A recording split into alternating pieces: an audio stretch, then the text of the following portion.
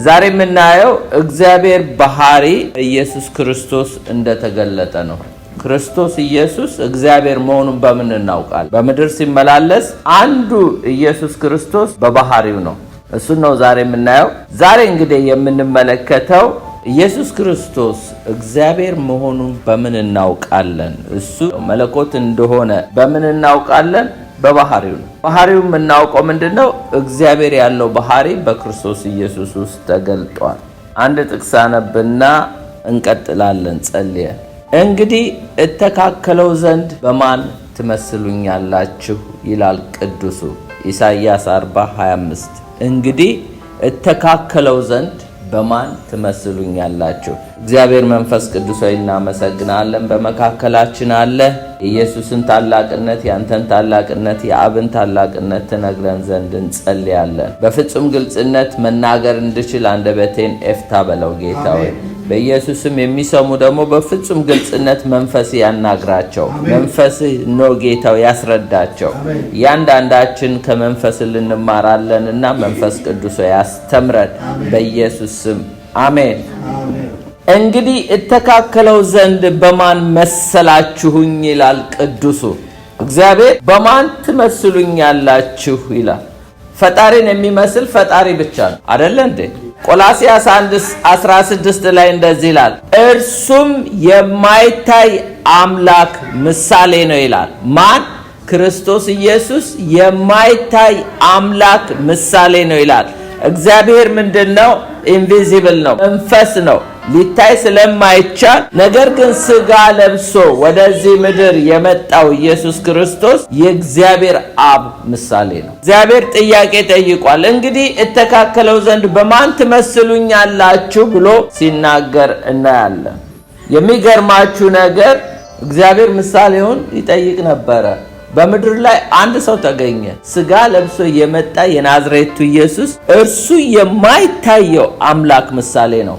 ስለዚህ ሰዎች እግዚአብሔር ማን ነው ብለው ቢጠይቁ ወይም ደግሞ አብን አሳየን ብለው ቢጠይቁ የግድ ማንን ነው ማየት ያለባቸው? ክርስቶስን ብቻ ነው። ሌላ በማንም አይመሰልም።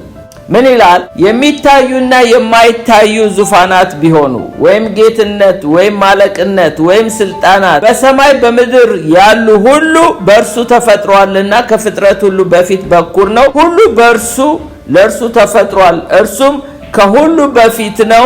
ሁሉ በእርሱ ተጋጥሟል ይላል። ለፈጣሪ ምሳሌ ፈጣሪ ብቻ ነው።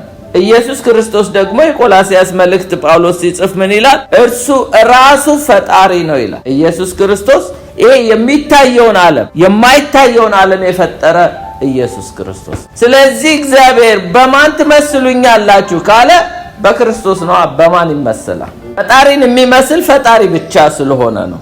አንድ ጊዜ ዮሐንስ ወንጌል ምዕራፍ 10:30 ላይ እንደዚህ አለ ጌታ ኢየሱስ፣ እኔና አብ አንድ ነን አለ። እኔና አብ አንድ ነን ባለ ጊዜ በጣም ተቆጡ አይሁዶች፣ በጣም ተቆጡ።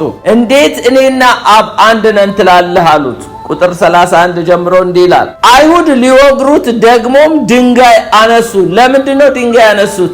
እኔና አብ አንድ ነን አለ። እሱ የማይታይ አምላክ ምሳሌ ሆኖ ነው በምድር ላይ የሚመላለስ። የመለኮት ሙላት በውስጡ ነው ያለው። ነገር ግን እኔና አብ አንድ ነን ባለ ጊዜ አይሁድ ሁሉ ተቆጡት። ምን አላቸው? ኢየሱስም ከአባቴ ብዙ መልካም ስራ አሳየዋችሁ፣ ከነርሱ ማለት ከሰራዋቸው ስራ በማናቸው ስራ ትወግሩኛላችሁ ብሎ መለሰላቸው። አይሁድም ስለ መልካም ስራ አንወግርም፣ ስለ ስድብ ነው የምንወግርሃሉ፣ ስለ ስድብ እንወግርሃለን አሉት። አንተ ሰው ስትሆን ራስን አምላክ ስለማድረግ ነው እንጂ አንተ ሰው ሆነ ሳለ እንዴት ራስን አምላክ ታደርጋለህ አሉት። ራሱ ሰማይ ምድርን የፈጠረው ኢየሱስ እኔና አብ አንድ ነን ስላለ በድንጋይ ሊወግሩት ተነሱ። አንተ ሰው ሆነስ እንዴት ራስን አምላክ ታደርጋለህ? ፊልጶስም ምን አለ? ጌታ ሆይ አብን አሳየን፣ ይበቃናል። ብዙ ነገር አሳይተናል፣ አሁን ግን የመጨረሻ ነገር አሳየንና ይበቃናል አለ። ብዙ ታምር አይቷል እና አብን አሳየን አለው። አብ አካል የሚለብስ ወይም አካል ያለው መስሎታል። ጌታ ኢየሱስ ምን አለ? አንተ ፊልጶስ ይህን ያህል ዘመን ካንተ ጋር ስኖር አታውቀኝም?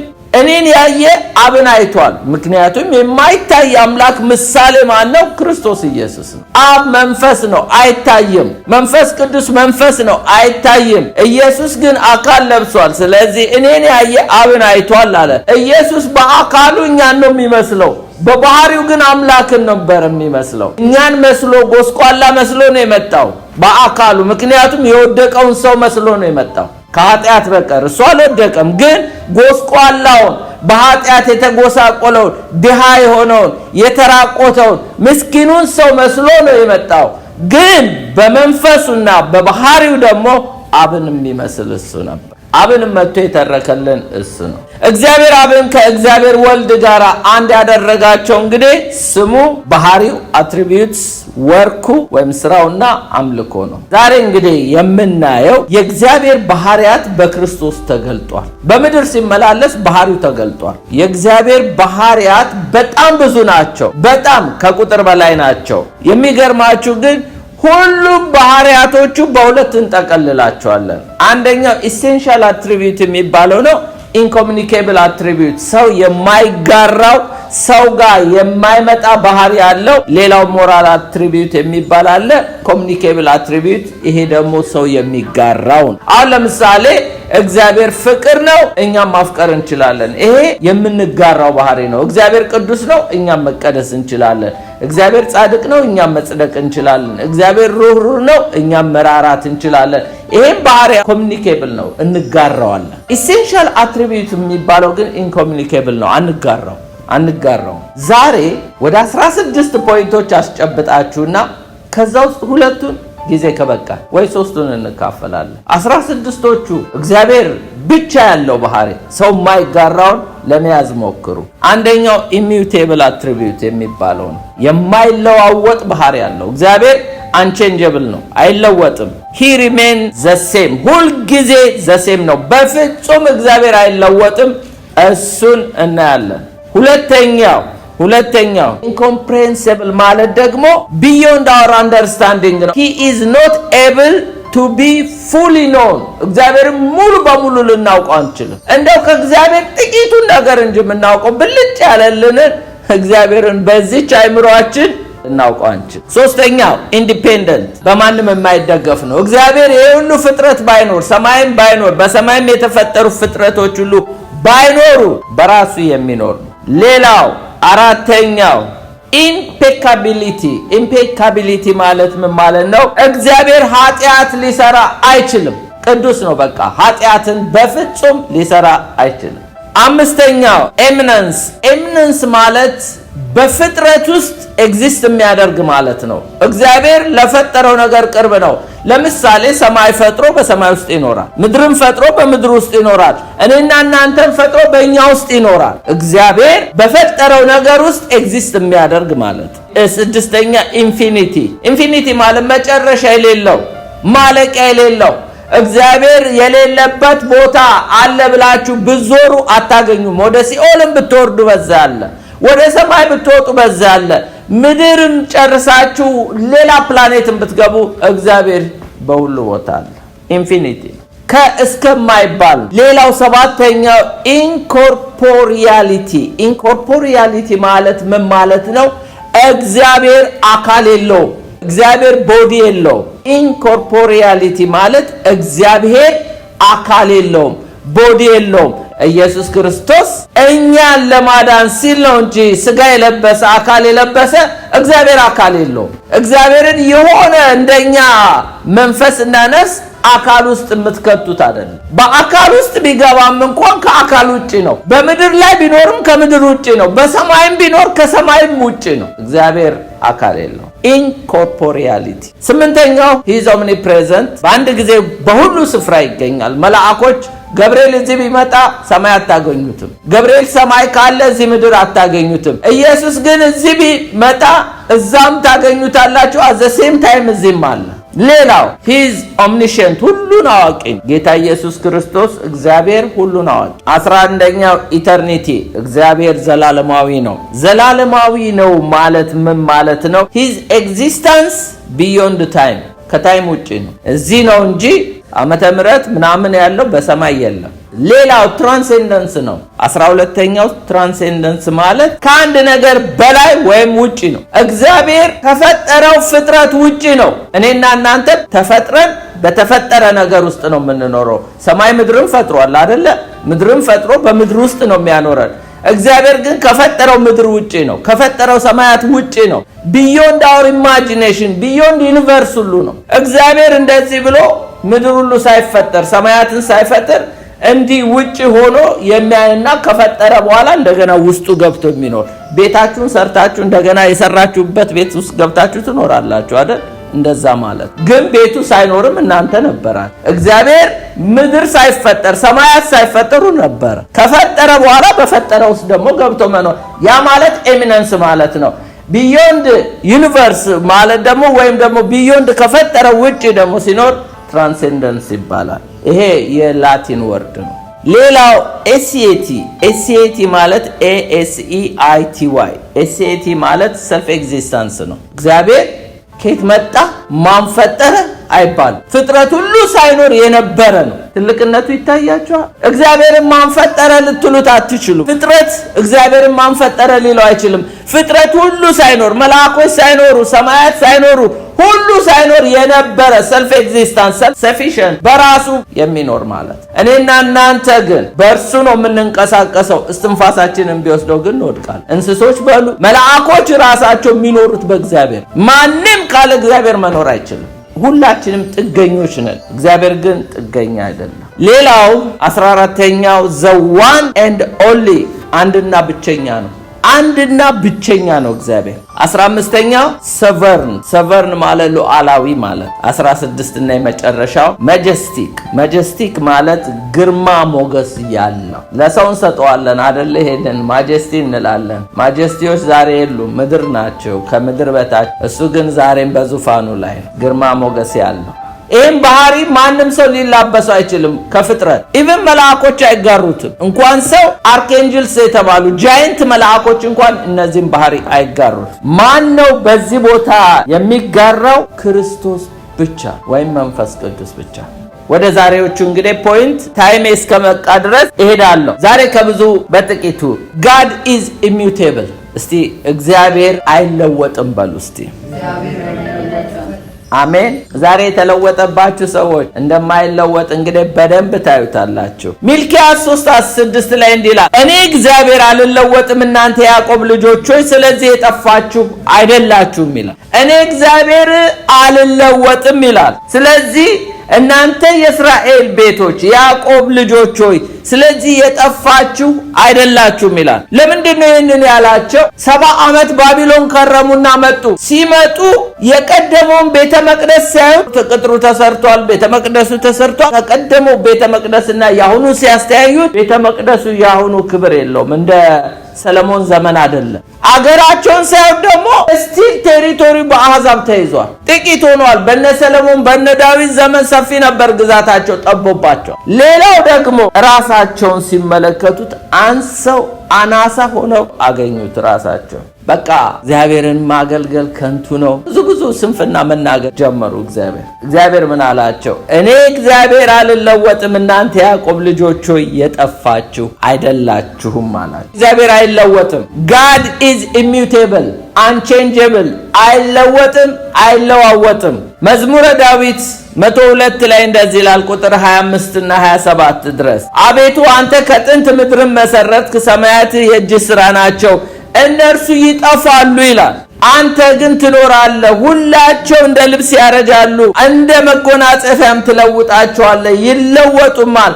አንተ ግን ያው አንተነ፣ ዓመታቶች ከቶ አያልቁም። እስቲ አንተ ግን ያው አንተነ በሉት። ጌታ ብቻ ነው ያው፣ አንተ ግን ያው አንተነ። እንደው ትላንትና የሚያውቃችሁ ወይም እናንተ ትላንት የምታውቁትን ስታገኙ አንተ ግን ያው አንተነ ትባባላላችሁ? አትባባሉ። የእድሜ ለውጥ አለ፣ የመልክ መለወጥ አለ። ሕፃን የነበረው አድጓል፣ ያደገው ደግሞ መልኩ ተለውጧል። ብዙ ለውጥ አለን አይደለ? እኛ እንኳን ለምን እንለዋወጣለን? ኢየሱስ ግን ያው ኢየሱስ ነው። ኢየሱስ እግዚአብሔር አይለወጥም። እኛ ጋር ነው መለዋወጥ ያለው፣ ፍጥረት ጋር። መንግስታትን ተመልከቷቸው። ትላንት ባቢሎን እኔ ነኝ ኢምፔሪያል ብሎ ተነሳ፣ ወርቃማው መንግስት ተባለ። እሱ በተናቀ የፋርስና የሜዶ መንግስት መጣና አሸነፈው። እሱ ደግሞ እኔ ነኝ ሲል የግሪኩ መንግስት አሌክሳንደር መጣና መታውና አሸነፈው። አሌክሳንደር ዘግሬት እኔ ነኝ ታላቅ ብሎ ሲል እሱን ደግሞ መጣና የሮማ መንግስት መታው። ሁሉ እየተሻረ አሁን የሮማው መንግስት ተፈረካከሸና የብረትና የሸክላ ሆነ። አሁን ያለንበት ኃያላንና ደካማ መንግስት የሚባል ፍርክሽክሽ የወጣ መንግስት ተፈጠረ። ኢየሱስ ግን መንግስቱ ለዘላለም ያው ነው። እሱ ስሙ ያው ነው። ማንነቱ ያው ነው፣ አይለወጥም። ለዚህ ነው የዕብራውያን ጸሐፊ 13:8 ላይ ኢየሱስ ክርስቶስ ትላንትና ዛሬ ለዘላለም ያው ነው ይላል። ያዕቆብ ሲጽፍ ያዕቆብ 1:17 ላይ እንደዚህ ይላል፣ በጎ ስጦታ ሁሉ ፍጹም በረከት ሁሉ ከላይ ናቸው፣ መለወጥ በእርሱ ዘንድ ከሌለ። እስቲ መለወጥ በእርሱ ዘንድ ከሌለ በሉ። በእግዚአብሔር ዘንድ መለወጥ የለም። መለወጥ በእርሱ ዘንድ ከሌለ በመዞር የተደረገ ጥላ በእርሱ ዘንድ ከሌለ ከብርሃናት አባት ይወርዳሉ ይላል። የብርሃናት አባት ሲለው ምንድነው? ጨረቃን የፈጠረ እግዚአብሔር ነው። ፀሐይን የፈጠረ እግዚአብሔር ነው። ከዋክብትን የፈጠረ እግዚአብሔር ነው አይደለ? ፀሐይ ስትወጣ ጨረቃ ትጠፋለች። ጨረቃ ስትወጣ ፀሐይ ትጠፋለች። ይለዋወጣሉ አይደለ እንዴ? ኮከብ የምታዩት መቼ ነው? ማታ ነው እንጂ በቀን አታዩ። ብርሃናት ይለዋወጣሉ። እንደገና ደግሞ ጥላችሁን ተመልከቱት እስቲ። ፀሐይ ኦቨርሄድ ስትሆን በእኛ ላይ ስታጠላብን ጥላችን አጭር ይሆናል። ማታ ላይ ደግሞ ይረዝማል። በዚህ በጎን የነበረው በዚህ ሊሆን ይችላል። በዚህ በፊታችን ወይ በኋላችን መለዋወጥ አለ። ለዚህ ነው በመዞር የተደረገ ጥላ። የብርሃናት አባት ግን አይለወጥም፣ በእርሱ ዘንድ መለዋወጥ የለም ነው የሚለው። እንደ ፀሐይ እንደ ጨረቃ ብቅ ጥልቅ የሚል አይደለም። ሲመሽ ጨረቃ የኔ ነው ተራ ትላለች፣ ሲነጋ ፀሐይ የኔ ነው ተራ ትላለች። ነገር ቢመሽባችሁም ቢጨልምባችሁም ጨረቃ ሳይሆን የብርሃን አባት ራሱ እግዚአብሔር ነው የሚመጣው። ለጳውሎስና ለሲላስ ነገር መሽቶባቸዋል፣ ተጠርቀዋል። እንደገና ደግሞ በእስር ቤት ነው፣ በጨለማ ውስጥ ነው ያሉት። እግዚአብሔር ግን የብርሃናት አባት ሲወገሩም ሲያዝኑም ሲቸገሩም ትላንትና ሲያድናቸው ባስደሰተው መንፈስ አሁንም በመከራቸው መጣላቸው። እኛ ጋር ነው ለውጥ ያለ፣ እግዚአብሔር ጋር ለውጥ የለም። ትላንትና የሚያውቃችሁ በልጅነት እስከ ሽበት እስከ ሽምግልና እኔ እግዚአብሔር አልለወጥም ይላል። እግዚአብሔር አይለወጥም ወገኖቼ። ምንድነው ታዲያ ነገሮች የተለዋወጡት? እኔና እናንተ ጋር ነው። ሁኔታው ይለወጣል፣ ሰርከምስታንሱ ይለወጣል፣ ሲቹዌሽኑ ይለወጣል፣ እኔ ራሴ ይለወጣል። ጴጥሮስ ስንት ጊዜ ነው ጌታ ላይ የተገለባበጠበት? እኛ እንለወጣለን፣ ጌታ ግን አይለወጥም። ዛሬ ጌትዬ ብላችሁ ትዘረጋላችሁ፣ ነገ ደግሞ ሰብሰብ ትላላችሁ። ዛሬ ቀርባችሁ ትሮጣላችሁ፣ ነገ ደግሞ ትጎተታላችሁ። ወደ ኋላ ርቃችሁ ትከተሉታላችሁ። እሱ ግን ያው ነው፣ በቦታው ነው። ዛሬ ተንበርክካችሁ በቃ ሃሌሉያ ምን ትላላችሁ፣ ነገ ከጸጋው ዙፋን የምትጠፉት እናንተ። እሱ እንደሆነ በዛው ቦታ አለ። እኔ እግዚአብሔር አልለወጥም፣ አንቼንጀብል ነኝ፣ ኢሚውቴብል ነኝ ይላል እግዚአብሔር። እናንተ ናችሁ የጠፋችሁት የተለወጣችሁት ይላል። ብዙ ቆነጃጅትን ተመልከቷቸው፣ ሞናሊዛ የተባሉ ውበታቸው ዛሬ ግን የሉም፣ ተለውጠዋል። ብዙ ኃያላን ጡንቻቸው ብርቱ የነበረ ዛሬ መስላቸው ሟሽሾ ደካማ ጎብጠው በወከር ሜዱ ናቸው። ጌታ ግን ያው ነው። እኔ እግዚአብሔር አልለወጥም ነው የሚለው። ታዲያ በማይለወጠው ላይ ተደገፋ። ምንድነው ሌላ ምርኩዝ መፈለግ? ሸምበቆ የሚሆን ነገ የሚወጋውን ለምንድነው የምናሳድደው? የምትደገፉበት ነገር ሁሉ ኤክሴፕት ጋድ ማናቸውም ነገ የሚለወጡ የሚሰበሩ የሚደክሙ የሚዝጉ ብረት እንኳን ቢሆኑ ይዝጋሉ። ጌታ ግን ያው ነው፣ አይለወጥም። እኔ እግዚአብሔር አልለወጥም። ስለዚህ እናንተ የያዕቆብ ልጆች ሆይ የጠፋችሁ አይደላችሁም። ስለዚህ ቆም ብለን የት ነው ያለው? ደክም ያለው ጌታ ግን አይደክም። የማይለወጠው ጌታ ጋር መምጣት ነው። ስቻለው ጌታ በስፍራው ነው። እኔ ነኝ ከተሳሳትኩበት መንገድ መምጣት ያለብኝ። ተፍገምግም ያለው እኔ ነኝ ምርኩዙን መያዝ አለብኝ፣ ጌታን መያዝ አለብኝ። እሱ እንደሆነ አይለወጥም። እንደውም ኤክሰስ እየተራመደ እየኮበለልን አብሮን እየመጣ ነው እኮ ጌታ ይዞን ያለው እንጂ እንደኛ ሁኔታማ ስንቴ ነው ተገለባብጠንበታል። ጌታ ግን አይለወጥ። ሌላው ሁለተኛው ፖይንት incomprehensible እግዚአብሔር beyond our understanding ነው። he is not able to be fully know እግዚአብሔርን አውቀን አንጨርሰውም። በዚህ እንኳን አይደለም እግዚአብሔር የፈጠረውን ነገር አውቀን አንጨርስም። ኢሳይያስ 40:28 ላይ እንደዚህ ይላል፣ አላወቅምን? አልሰማህምን? እግዚአብሔር የዘላለም አምላክ የምድር ዳርቻ ፈጣሪ ነው፣ አይደክምም፣ አይታክትም፣ ማስተዋሉም አይመረመርም ይላል።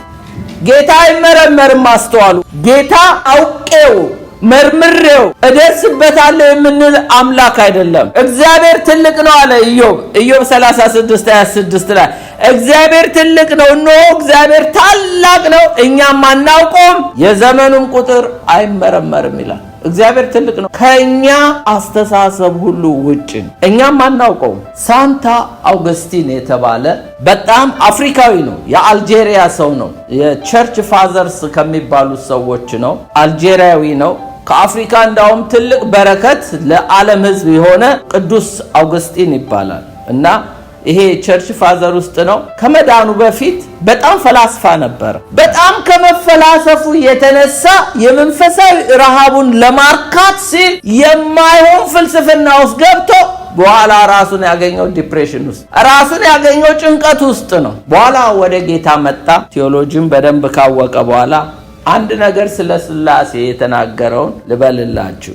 if you deny the Trinity you will lose your soul, and if you try to understand it you will lose your mind. ትሪኒቲ የለም እግዚአብሔር ብለህ ብትል ነፍስህን ታጣለህ። እሱን ግን ልወቅና አንደርስታንድ ላድርግ ብትል በራስ መንገድ ወይም በራስ ጥበብ ማይንድህን ሉዝ ታደርጋለህ። እግዚአብሔርን ልወቅ ብላችሁ ብትመራመሩ በራሳችሁ መንገድ በዚህ መንገድ ጌታን እኔ ቆይ እግዚአብሔርን መርምሬ ደርስበታለሁ ብትሉ አይምሮአችሁን ታጣላችሁ። ጭንቀት ውስጥ ነው ያገባው ሰውዬው። በኋላ ጌታን ሲቀበል ነው ሳንታ አውግስቲን ምን ይሆነው እረፍት ያገኘ። ክርስትና ነው እረፍት የሚሰጠው። በምርምር እግዚአብሔር እንደማይገኝ በደንብ ተረዳ። ታውቃላችሁ እንኳን እግዚአብሔርን ኢየሱስ ሰዎች ዳሰሱት ያዩትንም ራሱ እግዚአብሔር ካልገለጠልን በቀር አናውቅ። ማቴዎስ 11:27 ላይ እንዲላል ሁሉ ከአባቴ ዘንድ ተሰጥቶኛል፣ ከአብ በቀር ወልድን የሚያውቅ የለም። እስቲ ከአብ በቀር ወልድን የሚያውቅ የለም በሉ። ኢየሱስን እናውቃለን ብትሉ ከአባቴ በቀር ማንም አያውቀኝም ነው ያለው ማቴዎስ 11:27 ላይ። ከአብ በቀር እንኳን እግዚአብሔርን ስጋ ለብሶ የመጣውን ኢየሱስን ፍጹም አምላክ ፍጹም ሲሆነውን እግዚአብሔር አብ ካልገለጠልን በቀር አናውቀውም። ከወልድ በቀር ደግሞ ይላል ከወልድ በቀር ደግሞ ወልድ ሊገልጥለት ከሚፈቅድ በቀር አብን የሚያውቀው የለም ማለት። እኔ ራሴ ካልተረኩላችሁ እኔ ራሴ ካልገለጥኩላችሁ አባቴንም አታውቁም ማለት። አንድ ጊዜ ጴጥሮስ ሰዎች የሰው ልጅ ማን ይሉታል ሲል ማቴዎስ 16 ላይ መልስ አለኝ አለ ጴጥሮስ። አወቅኩት አለና አንተ ሕያው ክርስቶስ የእግዚአብሔር ልጅ ነህ አለ። አባቴ ነው የገለጠልህ፣ ከአባቴ ኮረጀ ነው እንጂ ምንም አንተ አውቀኸኝ አይደለም አለው። አያችሁ አብ ካልገለጠልን ኢየሱስን አናውቀው፣ ኢየሱስ ካልገለጠልን አብን አናውቀው። ክርስትና በመገለጥ እንጂ ወይም ደግሞ እግዚአብሔርን በመገለጥ እንጂ የምናውቀው ሃይማኖትም አይታወቅም። ቀላል ምሳሌ ልስጣችሁ። ሃይማኖተኛ በመሆን ሰዎች እግዚአብሔርን ለማወቅ ይሞክራሉ። ይኸው ከአይሁድ በቀር ሃይማኖተኛ የለም። ታውቃላችሁ እንደነሱ አክራሪ ሃይማኖተኛ የለም። አንድ ታሪክ ላንብብላችሁ። ዘጸአት 33:18 ላይ እንደዚህ ይላል፣ እርሱም አለ ማን? ሙሴ እባክህ ክብርህን አሳየኝ ብሎ ለመነው። ማንን? እግዚአብሔርን። እግዚአብሔርም እኔ መልካምነቴን ሁሉ በፊቴ ያሳልፋለሁ፣ የእግዚአብሔርንም ስም በፊት አውጃለሁ፣ ይቅር የምለውን ይቅር እላለሁ፣ የምምረውን እምራለሁ አለ። ደግሞም ሰው አይቶኝ አይድንም፣ ፊቴንም ማየት አይችልም አለው። እግዚአብሔርም አለ እነሆ ስፍራ በእኔ ዘንድ አለ፣ በአለቱ ላይ ትቆማለህ አለው። ሙሴን ክብሬ ባለፈ ጊዜ ስንጣቃው አለት አኖርሃለሁ፣ እስካልፍ ድረስ እጄን በላይ ጋርዳለሁ፣ እጄን ፈቀቅ አደርጋለሁ፣ ጀርባዬን ታያለህ፣ ፊቴን ግን አታይም አለው። ሙሴ በጣም እግዚአብሔርን ለማየት ፈልጎ ነበር። እግዚአብሔር መንፈስ ነው፣ አይታይም። አብ አይታይም፣ መንፈስ ነው፣ ማንም ያየው የለም። መንፈስ ቅዱስም መንፈስ ነው፣ አይታይም። ታዲያ ሙሴ ማንን ያየው? ቅድመ ክርስቶስ በስጋ ሳይመጣ በፊት በሲና ተራራ ላይ ሕግ የሰጣቸው ማን ነበረ? ክርስቶስ ኢየሱስ በክብር ተገልጦ ነበር። ሕግ ሰጪው እሱ ራሱ እግዚአብሔር ነበር። የሚገርማችሁ ሕግ ሰጪ ብቻ አይደለም ኢየሱስ ወርዶ ስጋ ለብሶ ደግሞ የሕግ ፍጻሜ ሆኖ ሕግ የፈጸመ ማን ነው? ሕግ የሰጠው ክርስቶስ። ሕግን የፈጸመው ክርስቶስ። ሕግ በእጃቸው ያለ አይሁዶች እንደነሱ አክራሪ ሃይማኖተኛ የለም። ሕግ ሰጪውንም ሕግ ፈጻሚውንም ግን አላወቁት። አይገርማችሁ? መጽሐፍትን ሁሉ ታነባላችሁ አላችሁ። መጽሐፍት ሁሉ ስለኔ እኮ ነው የሚናገረው አለ። ሕግ ሰጪው ማን እንደሆነ አላወቁትም። ሕግ የፈጸመላቸውንም ማን እንደሆነ አላወቁትም። እስካሁን ድረስ ይመራመራል።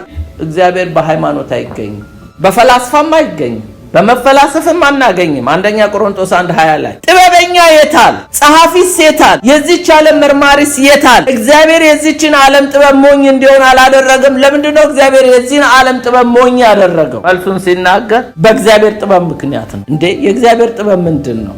ዓለም እግዚአብሔርን በጥበቧ ስላላወቀች ይላል። አያችሁ፣ እግዚአብሔርን ለማወቅ በጥበብ አይቻልም። የግሪክ ፈላስፋ በመሆን በፎርሙላ በቀመር አይታወቅም፣ በፍልስፍና አይታወቅም። እንደ አውግስጢኖስ ዲፕሬሽን ውስጥ ያስገባ እንደሆነ እንጂ እግዚአብሔር በጥበብ አይገኝም፣ በሃይማኖት አይገኝም። በስብከት ሞኝነት የሚያምኑትን ሊያድን እግዚአብሔር በጎ ፈቃድ ሆኗል። የእግዚአብሔር ጥበብ በስብከት ሞኝነት። ለምሳሌ ብዙ ዓመት ተምሮ ፕሮፌሰር ነኝ ዶክተር ነኝ ብሎ የመጣ ሰው ዌልካም ይባላል። ምናልባት አንድ ገበሬ፣ ምናልባት አንድ መሐይም የተባለ፣ ምናልባት አሳ አጥማጅ የሆነ እንደነ ጴጥሮስ እነሱ ካልሰበኩትና ተንበርክኮ ጌታን ካልተቀበለ በቀር አይድንም። በእውቀት እግዚአብሔር አይገኝም፣ በሃይማኖትም እግዚአብሔር አይገኝም። እና በምንድን ነው የሚገኘው? አብ ሲገልጥ ወልድ ሲገልጥ ብቻ። እግዚአብሔርን ማንን ሰው በራሱ ሊያውቀው አይችልም። አብ ግን ከገለጠልን ክርስቶስ እናውቀዋለን። ክርስቶስ ደግሞ አብን ከገለጠልን፣ አብን ከተረከልን እግዚአብሔር አብን እናውቀዋለን። በተረፈ ግን በምርምር በሃይማኖትም አይታወቅም እግዚአብሔር። ምናልባት በሃይማኖቴ ነው ያወቅኩት የምትሉ ካላችሁ ተሳስታችኋል። እግዚአብሔር በጥበብም አይገኝም። እንኳን የፈጠረውን የፈጣሪን እግዚአብሔርን ልናውቀው እንኳን ኢየሱስን አውቀን ልንጨርስ ይቅርና እነዚህ አስትሮኖመርስ የተባሉ ከዋክብትን የሚያጠኑ እግዚአብሔር የፈጠረውን አውቀው አልጨረሱት።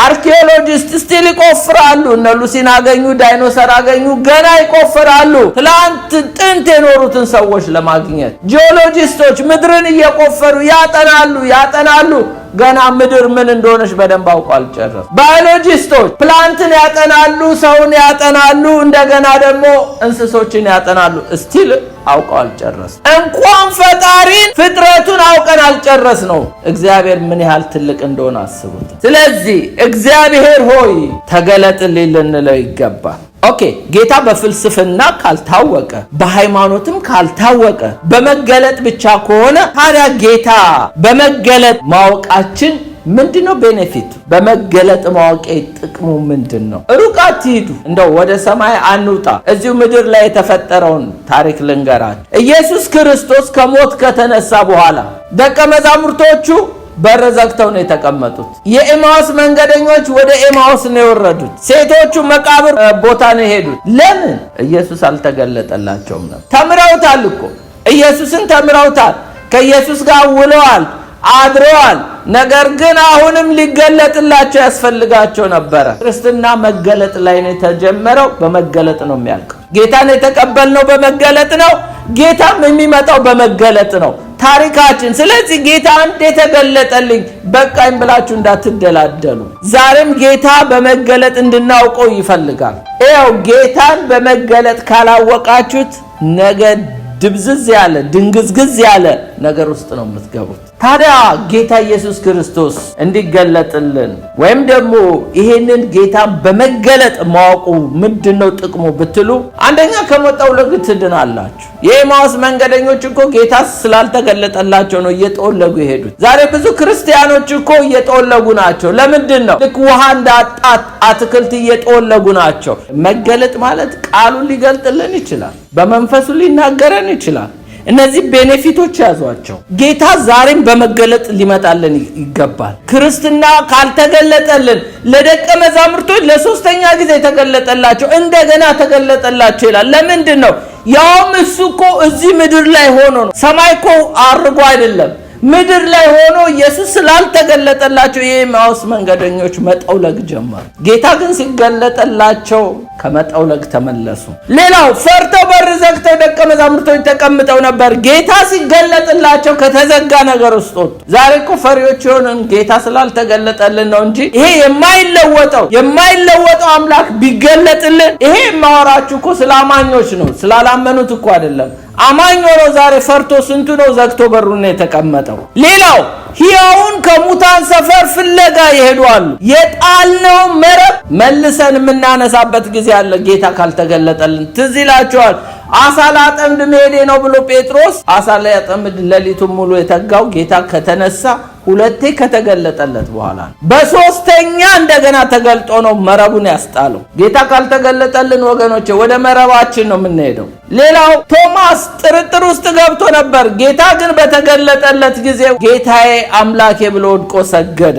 የጌታ መገለጥ ዛሬ በህይወታችን፣ በኑሯችን፣ በተለያየ ነገራችን ላይ መገለጥ። ሌላው እውነተኛ የትንሣኤ ምስክር አደረጋቸው የጌታ መገለጥ። ሌላው የዲያብሎስ አፈረ። ወገኖች እኛ ስንሰናከል፣ እኛ ስንደክም፣ እኛ ስንዝል ጠላት ያላግጣል። ጌታ ግን ሲገለጥ የዲያብሎስ ስራ ይፈርሳል፣ የኃጢአት ስራ ይወገዳል። ከዚህ የተነሳ እኛ ደግሞ የልብ ይሰማናል። ሶስተኛው ፖይንት God is independent። እግዚአብሔር በማንም አይደገፍም። He does whatever please። የፈለገውን ያደርጋል። ጌታ የፈለገውን ማድረግ ይችላል። መዝሙር 115 ቁጥር 3 ላይ እንደዚህ ይላል። መዝሙር 115 ቁጥር 3 ላይ እግዚአብሔር ደስ ያለው ማድረግ እንደሚችል ይናገራል። አምላካችን በላይ በሰማይ ነው፣ በሰማይ በምድር የፈቀደውን ሁሉ አደረገ ይላል። እግዚአብሔርን እንዲህ አድርጋል ይባል። እሱ የፈለገውን ማድረግ ይችላል። እኛንን ፈቃዱን መጠየቅ ያለብን፣ እሱ የእኛን ፈቃድ አይጠይቅም። እግዚአብሔር የፈለገውን ማድረግ እንደሚችል ሐናም በጸሎቷ ላይ ትናገራለች። በአንደኛ ሳሙኤል ምዕራፍ 2 ላይ አትታበዩ፣ በኩራት አትናገሩ፣ እግዚአብሔር አዋቂ ነው ካለች በኋላ እግዚአብሔር ስራውን የሚመዝን ነው፣ ካፋቸው የኩራት ነገር አይውጣ፣ ኃያላንን ቀስት ሰብሯል ይላል። እግዚአብሔር ደካሞችን በኃይል ታጥቀዋል ይላል። ጠግበው የነበሩት እንጀራ አጡ ይላል። ተርበው የነበሩት በራብ አረፉ ይላል። መካኒቱ 7 ወለደች፣ ብዙ የወለደች ደከመች ይላል። እግዚአብሔር ይገላል፣ ያድናል፣ ወደ ሲኦል ያወርዳል፣ ያወጣል ይላል። ከፈለገ ያወጣል፣ ሲፈልግ ይገላል፣ ምንም ማድረግ ይችላል። God is independent። እግዚአብሔር ድሃ ያደርጋል፣ ባለጠጋም ያደርጋል፣ ያዋርዳል፣ ደግሞም ከፍ ያደርጋል። ከሕዝብ ከመኳንንት ጋር ከፈለገ ደግሞ ያስቀምጥ ዘንድ የክብር ዙፋን ያወርሳቸው ዘንድ ችግረኛውን ከመሬት ያነሳል፣ ምስኪኑን ከጉድፍ ያነሳዋል። የምድር መሰረቶች የእግዚአብሔር ናቸው፣ በእነርሱ ላይ ዓለምን አደረገ። God is independent። የፈለገው ማድረግ ይችላል። ጌታም የፈለገው ማድረግ ይችላል። አይችልም እንዴ? ጌታ በዋጋ ተገዝታችኋል፣ የራሳችሁ አይደላችሁም ብሏል። ዛሬ እድሜ ሰጥቶን ያኖረናል። ከፈለገ እኮ ሊወስደን ይችላል። ከፈለገ ደግሞ እግዚአብሔር በሚፈልገን ቦታ ሊያሰማራን ይችላል። እኔ የምፈልገው እዚህ ቦታ ነው ብሎ ሊልከን ይችላል። እግዚአብሔር የፈለገው ማድረግ ይችላል። ኢንዲፔንደንት ነው። እኛ ግን ፈቃዱን አውቀን ነው የምንራመደው። እኛ ግን በእግዚአብሔር ላይ ዲፔንድ አድርገን ሆነን ነው የምንለው። አለበለዚያ በራሳችን ማስተዋል አትደገፍ ነው የሚለው። በራሱ ማስተዋል የሚደገፍ ሰው አወዳደቁ ታላቅ ነው የሚሆነው። እግዚአብሔር ግን የፈለገው ማድረግ ይችላል። ክርስቶስ ኢየሱስም ደስ ያለውን ማድረግ እንደሚችል እናያለን። ሮሜ 11:34 ላይ እንደዚህ ይላል፣ የጌታን ልብ ያወቀ ማን ነው ይላል? ወይስ አማካሪው ማን ነው? እስቲ ጌታን ያማከረ ማን ነው ይላል? ወይስ ብድራቱን ይመልስ ዘንድ ለእርሱ አስቀድሞ የሰጠ ማን ነው? ሁሉ ከእርሱ በእርሱ ለእርሱ ነውና ይላል። ሁሉን ጌታ ከእርሱ ነው የሚያደርገው፣ ለእርሱ ነው የሚያደርገው፣ በእርሱ ነው ደግሞ የሚያደርገው። ለምን? ጌታ ልብ ያወቀ ማን ነው? እሱ የፈለገው ማድረግ ይችላል። ከእርሱ ሊያደርግ ይችላል፣ ለእርሱ ሊያደርግ ይችላል፣ በእርሱ ሊያደርግ ይችላል። ለእርሱ ለዘላለም ክብር ይሁን፣ አሜን ማለት ብቻ ነው። ለሙሴ ምን አለው? ሮሜ 9:15-18 ለሙሴ የምምረውን ሁሉ እምራለሁ አለው፣ የምራራለትን ሁሉ ራራለታለሁ ይላል። እንግዲህ ምሕረት ለወደደ ወይም ለሮጠ አይደለም ከሚምር ከእግዚአብሔር ነው እንጂ። መጽሐፍት ፈርዖንን ኃይሌ በአንተ አሳይ ዘንድ ስሜን በምድር ሁሉ ይደረግ ዘንድ ለዚህ አስነሳው ይላል። እንግዲህ የሚወደውን ይምራ፣ የሚወደውን እልከኛ ያደርገዋል። ፈርዖንን አንገቱን አደነደነው። የሚወደውን ይምራል፣ የሚወደውን ደግሞ ደንዳና ያደርጋል። እግዚአብሔር የፈለገውን ማድረግ ይችላል። አንተ ሁሉም ማድረግ ትችላለህ ማለት ብቻ ነው። ስለዚህ ግን ስለኛ ሲናገር ምን አለ? እኔ የወይን ግንድ ነኝ አለ ዮሐንስ 15:5 ላይ። እናንተ ቅርንጫፎች ናችሁ ያለኔ አለ። ያለኔ ምንም ልታደርጉ አትችሉም ማለት ጥገኞች ናችሁ እያለ ነው። እግዚአብሔር ሁሉም ማድረግ ይችላል። እኔና እናንተ ግን ጥገኞች መሆናችንን አውቀን ካለ ጌታ ምንም ማድረግ አንዳንዴ እኔ እኮ ፕሮፌሽናል ነኝ ልትሉ ትችላላችሁ። ደቀ መዛሙርቶቹ ጴጥሮስ እኔ ፕሮፌሽናል ነኝ አሳ ላጠምድ መሄዴ ነው ብሎ ተነሳና ሄደ። ሌሊቱን ሙሉ ደከመ። ጌታ መጥቶ ነው ማለዳ ላይ በስተቀኝ መረብህን ጣል ሲለው አሳውን ያዙት። አንዳንዴ ጌታ ፕሮፌሽናል በሆንበት ቦታ መጥቶ አለመቻላችን ዋና አይችሉም እንደነ ጴጥሮስ አሳ አጥማጆች አይደል? ምነው ታዲያ መስመጥ ሲጀምር ወየው ያዘኝ ጠፋው አለ። ለምን አልዋኝ? አያችሁ አንዳንዴ ፕሮፌሽናል እንደው የተካንበትም ቢሆን እንኳን ማንድንበት ነገሮች አሉ። ጌታ ያስፈልገናል። ለጌታ ጥገኞች ነን። ካለኔ ምንም ልታደርጉ አትችሉም ብሏል። ኢምፔካቢሊቲ ማለት እግዚአብሔር ኃጢአት መስራት አይችልም። በፍጹም እግዚአብሔር ቅዱስ ነው። ኃጢአት ሊያደርግ አይችልም። ያዕቆብ 1:13 ላይ እንደዚህ ይላል፣ ማንም ሲፈተን በእግዚአብሔር እፈተናለሁ አይበል።